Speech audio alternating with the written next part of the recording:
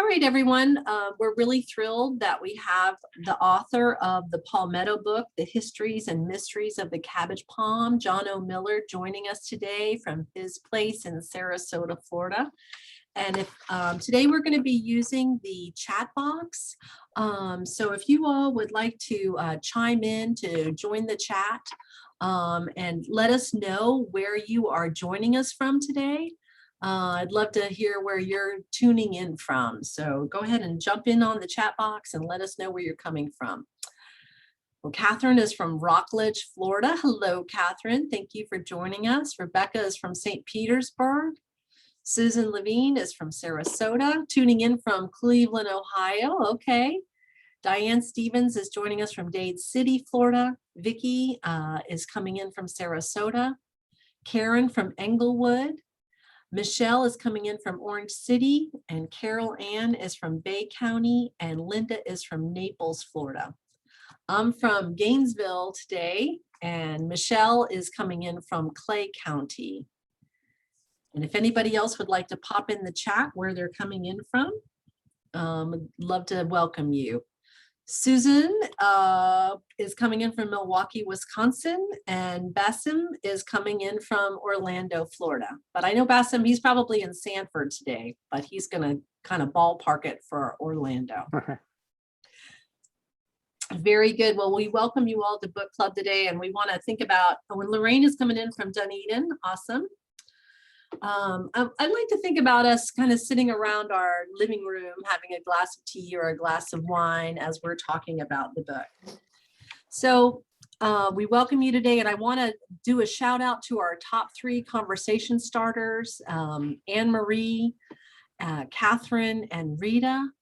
We really appreciate you all. And if you all haven't been engaging on our Facebook or on our Instagram, we've had quite a lot of engagement. In fact, we've had over 1,400 reactions on Facebook and Instagram. We had over 1,700 video reviews and 142 comments and 49 posts, and we've gained 21 new members. So I think this book was really fun for us to read, and it really was relatable to everyone. So I do appreciate that. So if you aren't participating on social media, I would really encourage you to do that. Oh, Madeline, I jumped ahead of myself, but go ahead with the next slide. We found out where everybody was coming from today, so that's good. So Jono Miller has a fabulous Instagram feed, and it has a lot of great images of Sabal palms, palmetto palms. So I would encourage you to check this out, and if you want to see, but he's got quite a photographer's eye. And he probably sees palmetto palms everywhere. Jono, where don't you see them?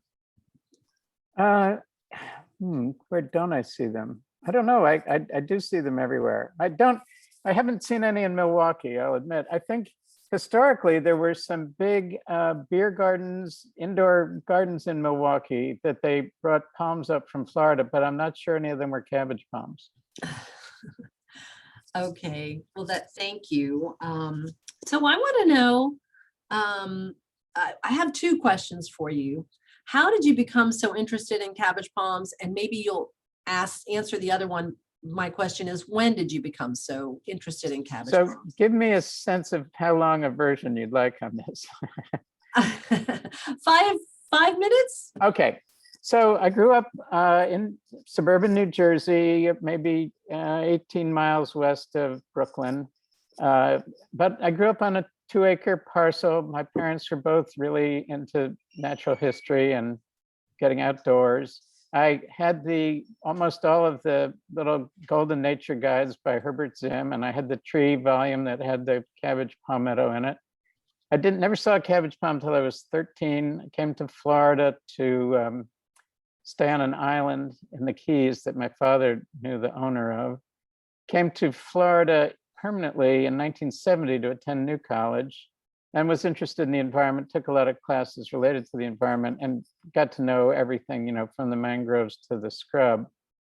In 1982, a friend of mine knew that I did illustration work and commissioned me to do a pen and ink drawing for her husband. And I don't recall if she suggested something or it was up to me, but anyway, I did a pen and ink drawing of a marsh in Lower Myakka Lake, and the marsh was in the distance, and in the foreground there were about 7 or 8 cabbage palms and a live oak. And I was working, in the field not from photographs, and I really became confused and engaged with how all the bootjacks, how the leaf stems were arrayed on the palms and how to capture that accurately. And that was sort of my awakening to, like, these are really different trees that we're dealing with. And as you may have mentioned or seen in the opening slide, I had been working at New College, and periodically students would approach us and they would need a thesis topic, because to graduate from New College, you either need a senior thesis or a senior project. And I, at one point, just sort of wrote down, 15 different questions about cabbage palms. What was the original range? How long do they live? Why do some of them have their bootjacks and some of them are slick? And, just questions that I'd run across or had occurred to me, and told the student, if you could answer these questions, it'd be a really great thesis. Well, they went on and did a different thesis. So I was sort of stuck with these questions rattling around in my head. And then I heard a presentation by Dr. Gary Mormino from the Florida Studies program at USF St. Pete. And he had been talking about citrus, which is linked to your upcoming topic, I think. And so we got together afterwards and talked about citrus. And then he assumed that because I was working at New College that I had an advanced degree. And I said, no, I have my undergraduate degree. And he said, well, you should come to my master's program. And I said, yeah, I'm not going to take the GREs at this age. And he said, no, you don't need to take the GREs, just send me a writing sample. So I entered the Florida Studies program, and I had a conversation with Dr. Mormino, and we talked about 3 different possible topics. And one of them was these unanswered questions about cabbage palms. So then as I went through my coursework in graduate school, every class except for one, I wrote about some aspect of cabbage palms. And then upon graduating in 2011, Dr. Mormino scheduled or arranged a meeting with the University of Florida Press.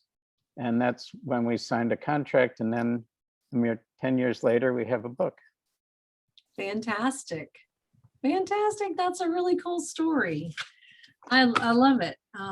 So we started seeing cabbage palms everywhere too. So in the past, we would have just said, oh, this is a Florida storm. But now I see very old palms, palms with lots of inflorescence, palms that probably haven't been pruned. Right. So it's kind of fun to see when you change, things that you see change also. So Right. This was formerly a beautiful picture of a beach, and now it's a picture of sabal palms on a beach. And look at the way those roots have been eroded on that. Just, really thinking about those monocot roots and how they're coming out. So this is a beautiful, now it's a beautiful picture of sabal palms as opposed to a beach. So our book club members, are you all ready for a little game? So if you're ready for a game, let's go ahead, and no cheating. So you have 30 seconds on the next slide to tell us how many palms you see, sabal palms. So I'm gonna chat about this. I want you to try and count while you're looking here. Oh boy, it's hard. So this is the University of Florida Auditorium and our Century Tower. And there's an old sign somewhere that says, where the kids played a prank and they put a big sign up in front and it said, barn and silo for sale. So that's kind of a famous image. Okay, Susan says 5. Diane says 5. Rebecca says 3. Lorraine says 5. Jennifer says 4. Catherine says 5. Vicky says 5. Karen 5. Carol Ann 3. Okay, I see 1, 2, 3, 4, 5. 1, 2, 3, 4, 5. Okay, I see 5, but I think there's an answer. So what is the answer, Madeline? Well, can I guess first? Oh, yes, you go ahead, guess. I think about 10. 10. Okay. Madeline, where'd we go? What a great question. We're having some serious technical difficulties. Okay, that's fine. Well, Okay, here we go. Can you see Okay. that? Now we yet. just see your name in text. we Well, just that's see your nice. name. My name's pretty helpful. Yeah. Okay, here we go. Catherine saw 10. Oh, good job. From current Hold on. slide. Okay, she saw 6. 1, 2. I see 3, 4, Yeah. 5. Oh, that one back there hiding. Yes. Yes, and there's one in the upper right of that circle. Behind that circle, it looks like there may be one. Okay, well, Yeah, just Jono north- wins was 7, I guess. All Keep right. going. And then there's 2, if you see the number 6 circle, if you go just to the top of that, there appear to be 2 in the distance there in front of the roof. Oh, right here, bang and bang. Yep. Yep. And so that's just what we can see in the photograph. Obviously, if we went to the landscape and looked around in all the planting beds, we'd find dozens more. So there's probably 100 cabbage palms in that scene. We just can't see them in the photograph. The undisputed Cabbage Palm champion. Well, rightfully so. He is the Cabbage Palm champion. All right. So one of our discussion groups commented from Sally. She said, I'm somewhat confused about the age of cabbage palms. In chapter 14, a palm grower says he can get a cabbage palm seed to a 7-gallon pot or 4 or 5 years.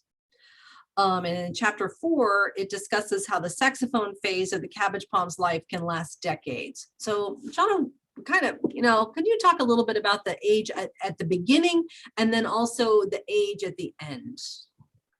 Well, so they're very slow growing, generally speaking. And I think it would help Sally to visualize, we're planting 2 seeds and we're planting one in a pot that's in a controlled situation with more or less ideal soil with plenty of moisture. It's not subjected to fire. It's not subjected to flood. It's not subjected to drought. There are no hogs rooting around. There are no other roots in the soil competing with it. There's no plants competing with it.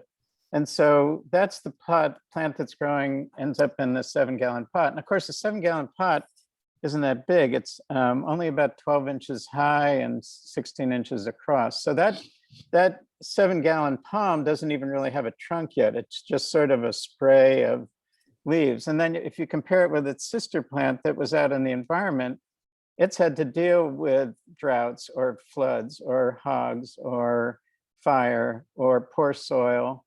And so it's relatively stunted. It's in a more marginal growing condition. So it persists, but it's kind of limping along. So that's what accounts for the difference in one that's grown in a horticultural context versus one that's grown in the wild. And I'm sure there are ones that germinate out of a nursery that are comparable, but again, they would just need the right combination of favorable conditions in order to get there. In terms of, I don't know exactly what you were referring to, but if next time you're out in a palm hammock or you have a number that you can look at, if you look at near the, in the first 10 feet of the trunk and look at the leaf scars, you'll see they're spaced maybe an inch or more apart. And then if you take your eye and go up to just under the canopy on a tall palm, you'll see the difference in the leaf scars is almost like grooves on a phonograph record. The incremental growth after a certain point really slows down.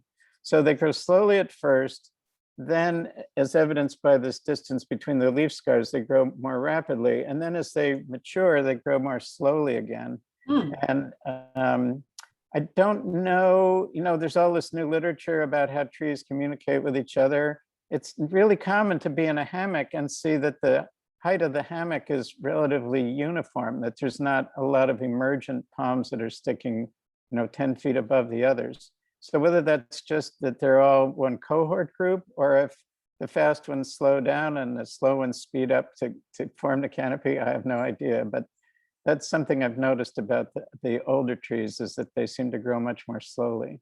Isn't that fascinating? So the trees that we just saw on the beach a couple slides back, how can you begin to estimate, like, what would you think the age of those is? Boy, I don't know.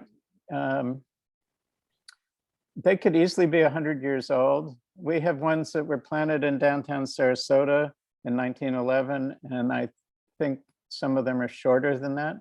Yeah. So again, it depends on the growing conditions. Presumably that beech might have been a hammock that eroded, but it's still fairly stressful growing conditions. So these probably grew more slowly than would have an ideal situation. Right. Well, I So just, I do think when I see those very mature stands, I think, probably at least 100 years old. Yeah, I think that's safe. Yeah. Okay, good. So do we know maybe perhaps what the oldest one is? We talked about that. You talked about that in the book a little bit. Yeah, and we don't have that great answer yet. I'm confident it's over 200, but I don't think I put it in the book, but the way to establish the age of a cabbage palm is to plant a seed and then keep track of it, because we don't have any other real way to do it. Oh gosh. I keep Okay. I keep waiting for UF to come up with this magic box, and you just put a wood sample in it and come back 3 hours later and it tells you how old it is. But Right. until we have that, nobody knows. So the book is called The Histories and the Mysteries. So we're Right. going to put that in the mystery Yes, category. exactly. Okay. All right. So this is an interesting image that was sent in from Catherine. So the animal here we have a palm that's just basically has deteriorated in a park-like setting and you can see all the fibers coming out of it. And then right next to it was a palm with these deep horizontal cuts. Right. So I wonder if you could comment on both of these pictures and let us know perhaps what's going on here. Okay, well, let's do the cuts first. I see this pretty commonly on phoenix palms, on the date palms, and I would extrapolate that what we're looking at here is a situation where the palm was harvested in the wild, dug up to transplant into an urban park setting, and then they wanted to remove more of the bootjacks, and they just used a chainsaw horizontally to cut some of the bootjacks off and cut a little deeper than they needed to, and that left these remnant cuts. Okay. You can find similar cuts, although maybe not as many, where palms have been relocated and they were tied onto a truck and ropes braided the trunk, or sometimes in a coastal setting, I've seen where people have tied boats up to a palm tree and that's worn a groove in it. But I would start by attributing this to chainsaws. And then with the polar bear on the left, that's what happens when you have a relatively young tree and it dies, all that fiber, and I liken it to shredded wheat in the book. It just seems really insubstantial, and it's hard to believe it ever supported a tree. But the older the trees are, the denser they are, and by the time they're really tall, they get really hard to cut down because of all that fiber. Okay, so the fiber would be more from a younger tree, a softer tree. Yeah, I would guess that tree wasn't as tall as the ones that we'd seen on the beach, that it was a shorter tree to begin with before it died. Well, in the chat, Catherine let us know that the polar bear's name is Leo. Okay, well, Leo's gorgeous. He's a lab. Yeah. Okay. Yay. So this is something that we in Florida all too often see, and Master Gardener volunteers have been known to run up to tree crews and yell at them and say, "What are you doing? Stop this hurricane pruning, stop pruning all this off." And for palms, we've been talking about this hard fiber, and you talked about the silica within the leaves. It's just really hard for a palm to make a new leaf. It's a lot of effort for that. And I don't want to anthropomorphize this plant, but it is, physiologically speaking, it takes a lot of resources to produce a new leaf for this tree. Right. And so when we see this type of pruning, it really kind of goes against our grains once we understand. And so this is one of your photos. And what do you like to illustrate with this photo, and how can we help to educate people? Well, that photo was taken over in St. Augustine Beach, and it's a before and after photo from the same vantage point. And I don't know if we can go back to it, but there you go. Something I want to point out is that strange thing about this excessive pruning that would never be done to an oak or a dicot is that it's not likely to kill the palm. And so you have to ask yourself, how can you remove 2/3 or 3/4 of a tree's photosynthetic capacity and not have it expire immediately? And I think the answer to that is these palms do really well in fire regime communities. And so when a fire comes through and burns all the bootjacks and ignites the dry ones, you're left with a few green ones at the top, just like this, as you see on the right.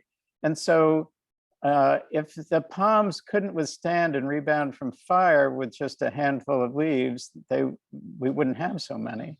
And so it's this palm's resilience, its ability to bounce back after most of its leaves are killed, that enables people to abuse it.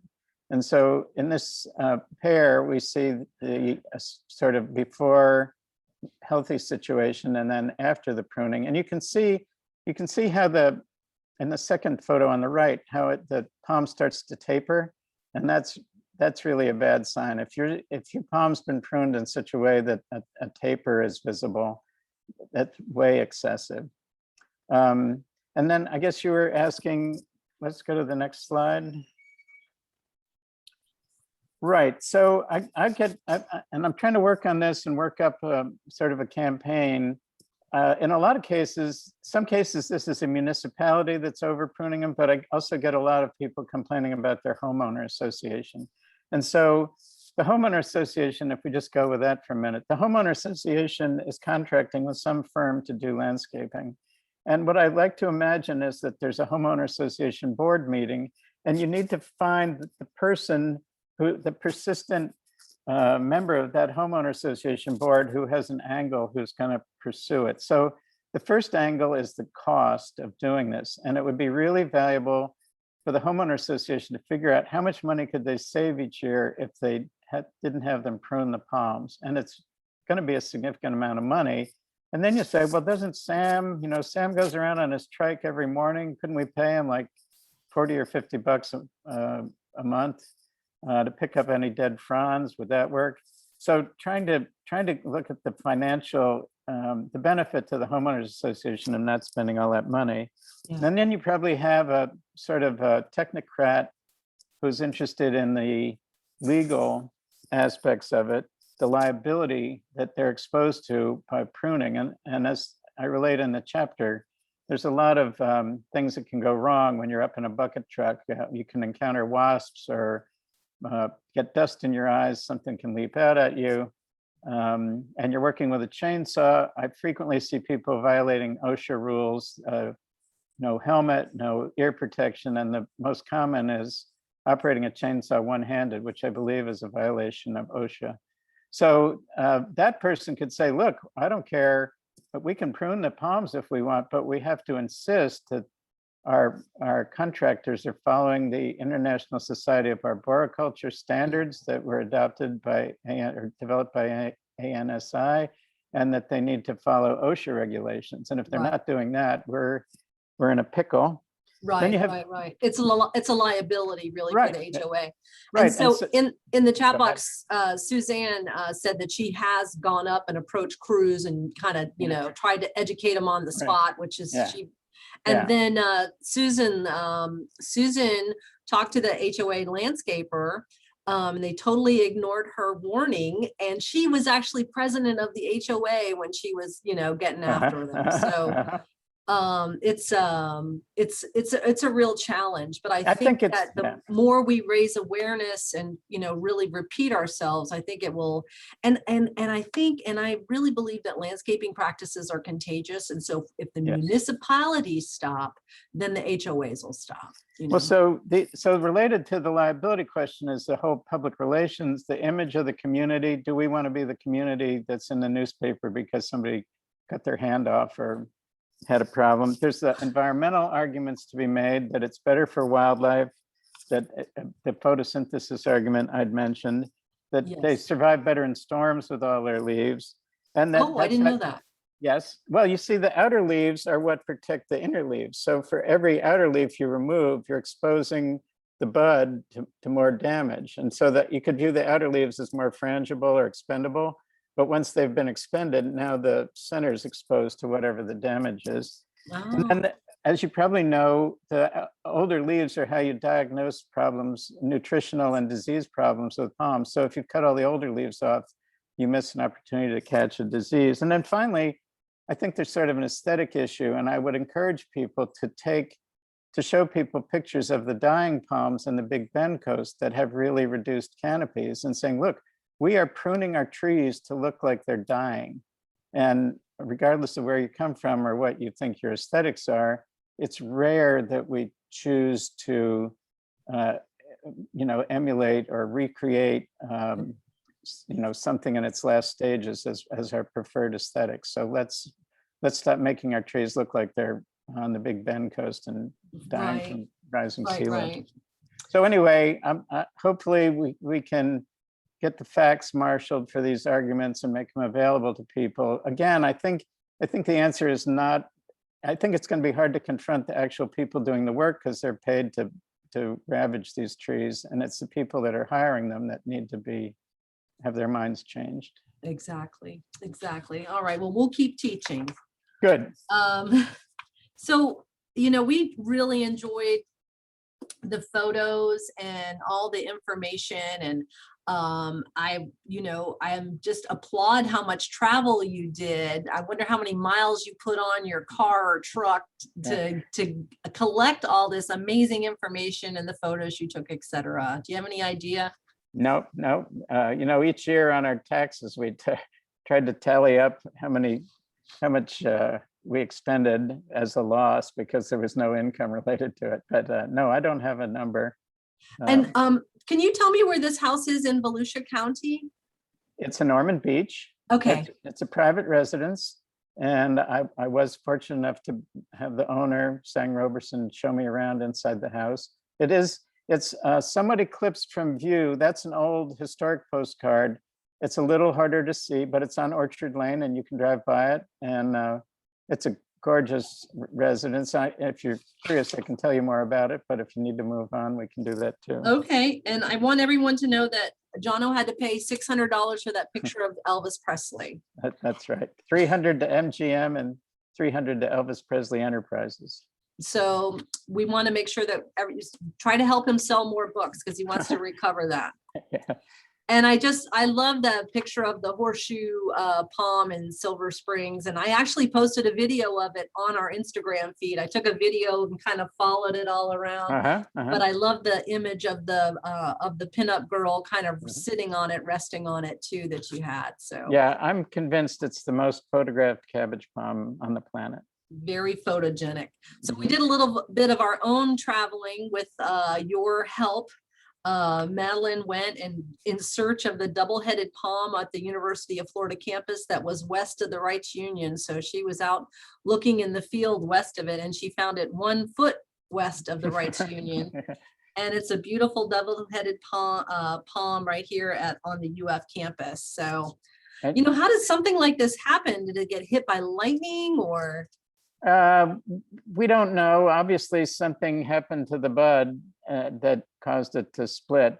Some people thought it might have been cold, but in that case, the further north you went, you should find more of them. You can see in the picture on the right, the iron rod that's holding the two sides together. Yes. And so that's a precautionary. They do have a tendency to fail. They're ones that Kanapaha or whatever it's called that were 4 headers, and I believe it's now down to a 1 header. Yeah, I had seen it when it was a triple header. I didn't know if it was a 4 header. And then I think after hurricane, fill in the blank, we lost it. Yeah. So, there was another one on campus, and it was close to the infirmary or something. It's apparently no longer there. oh, sorry to hear that. Yeah. Well, they're cool. We should see more of these.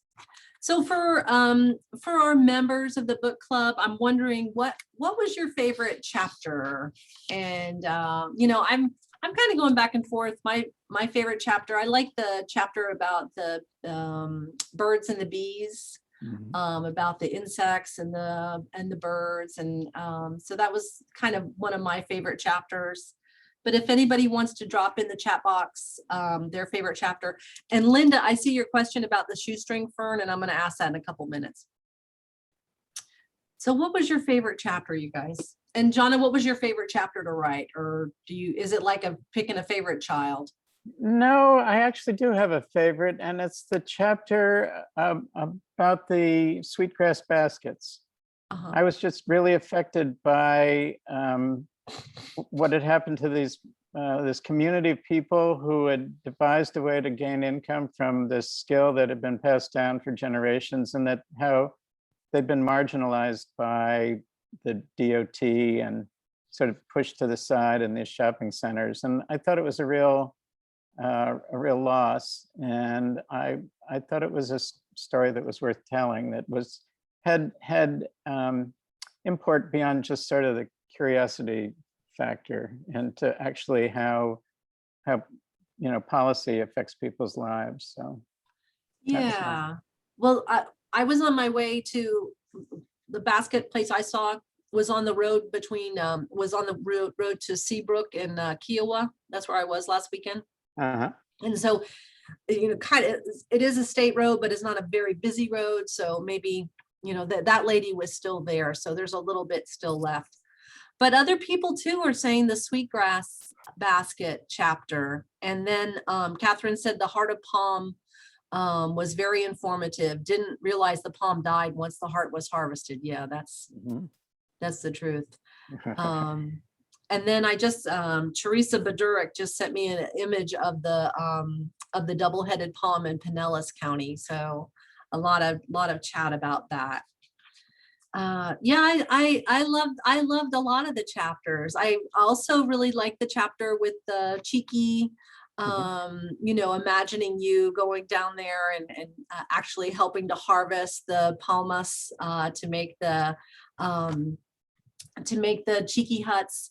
And I grew up on a farm where we always had a chickee, and it had to be rebuilt. And so it was truly a chickee because it was built by the Seminoles. I think the last version was not, though. So maybe we have to call it something else now.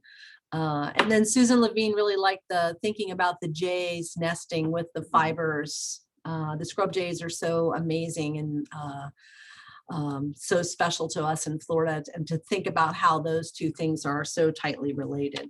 So thank you, everybody, for popping in there with that. Okay, so hopefully we all learned something about cabbage palms, cabbage trees, palm trees, woods, grass. I think we're dispelling myths by educating ourselves on this. And so you've been laboring under the impression that palms are grasses. That's perfectly understandable. Not your fault. Please support better school funding. Yeah, this is good. I like it. This was a cute one. And we love the book, and but now we're wondering a little bit about what do we do about a palm out of place? And I have to tell you, I have one trying to grow out from underneath my slab of my carport, and I keep chopping and chopping, and I'm not quite sure what to do about that. And since they're often bird dispersed, they come up on fence lines. And so, Jono, what do we do sometimes with these palms that are not where we want them to be? So first of all, I don't recommend using herbicide just in general. And I've also been told that cabbage palms are somewhat resistant to a lot of common herbicides. So I wouldn't attack it that way. I think what's going on for a lot of homeowners is that mostly what they have are hand pruners and lopping shears. And so it's really hard to defeat a cabbage palm just by cutting the leaves off because they'll just keep coming. And it's a big step to go from a pair of loppers up to a chainsaw. Chainsaws are crazy dangerous and a lot of people don't want to mess with them, understandably.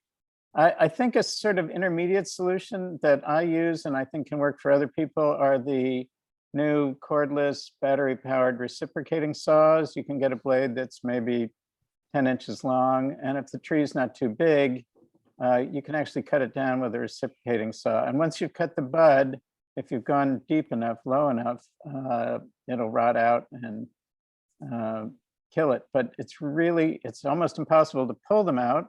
Let me just say it's impossible to pull them out.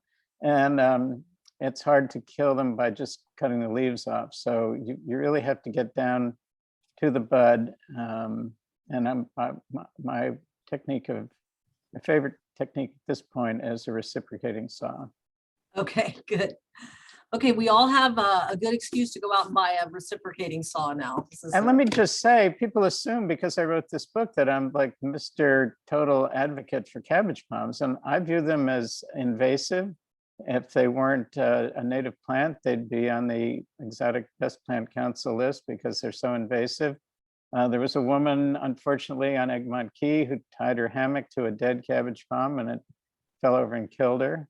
So you can see how people could become impaled on the boot jacks. If you cut them off when they're green, instead of snapping them off, if you cut them off and they're just protruding there, if you fell on one at an awkward angle, you could be in a lot of trouble. So I'm a big booster for cabbage palms, but it's not universal. And I understand that they can be problematic for people.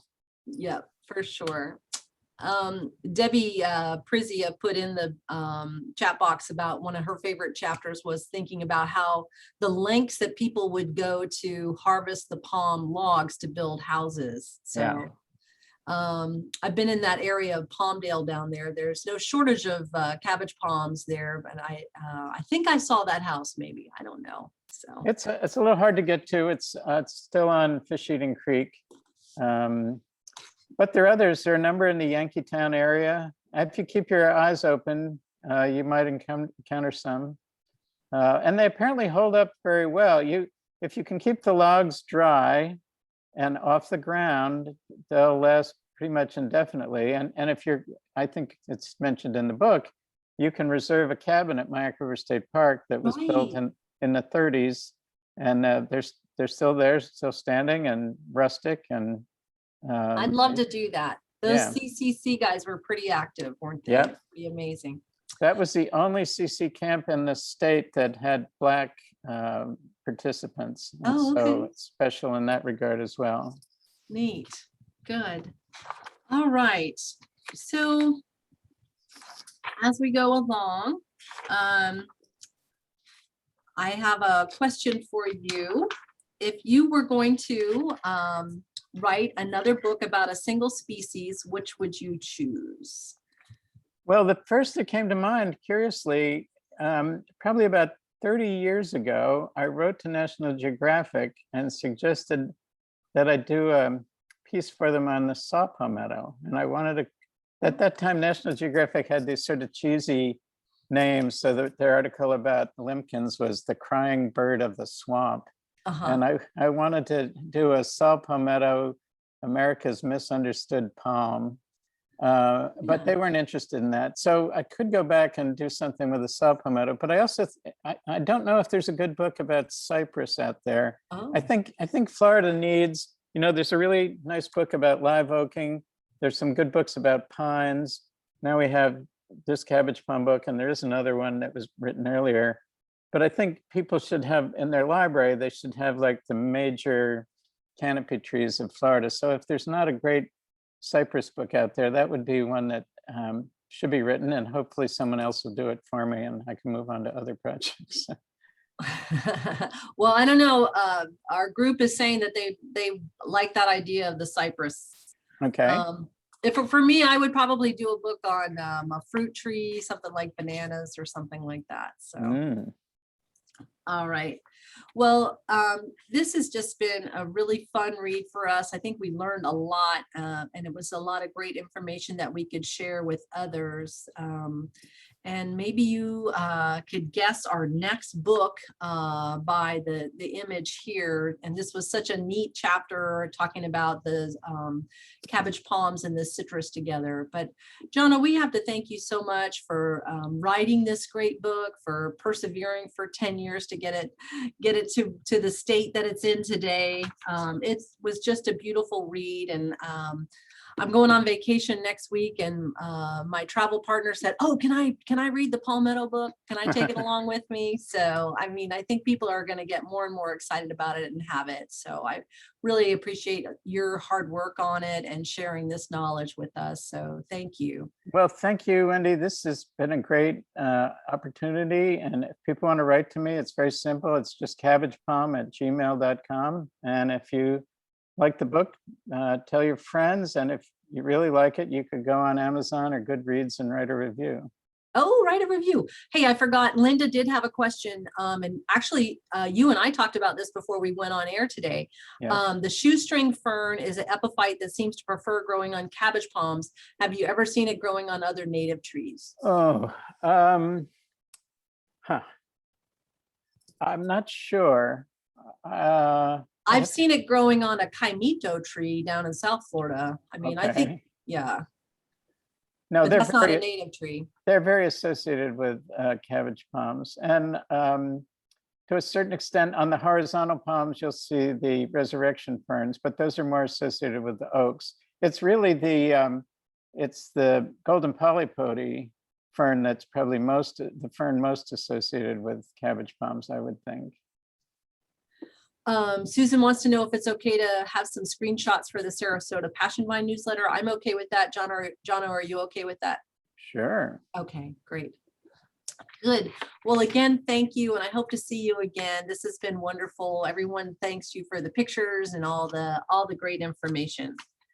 Well, So our thank next you. book, you all, is a history of Florida oranges. So Florida Oranges, A Colorful History by Aaron Thursby. We're going to be reading about the history of oranges in Florida.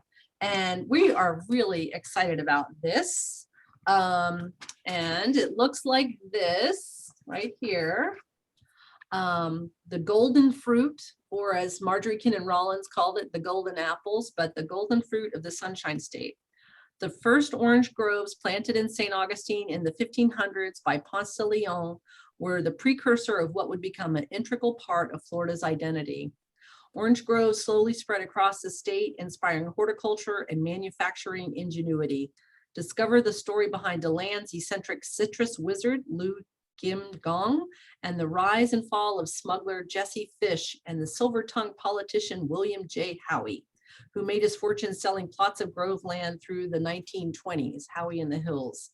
Celebrate the heyday of orange tourism and the farmers who weathered freezes, floods, citrus greening. Join author Aaron Thursby as she explores the history of the Sunshine State's most famous crop.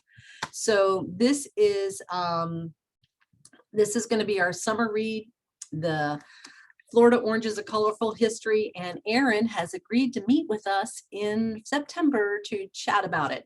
It is a short, about 150 pages, so perfect for your beach reading for the summertime or for your travel reading as well. So I look forward to seeing you all for that. And I thank you for joining in at the book club. Thank you, everybody. We'll see you next time. We'll see you in September for the wrap up, but check your social media for us starting. We're going to start in July reading Florida Oranges, and the IFAS Extension Bookstore will have this title for us. You can also pick it up at Amazon. When you're over at Amazon writing Jono's awesome review, you can pick up this book. Okay. Thanks, Jono. I appreciate it. Thank you so much, Madeline, for all your production today. And thank you, book club. We really appreciate it. Bye, Rita. Bye, Susan. Take care. Bye-bye, everyone. Bye.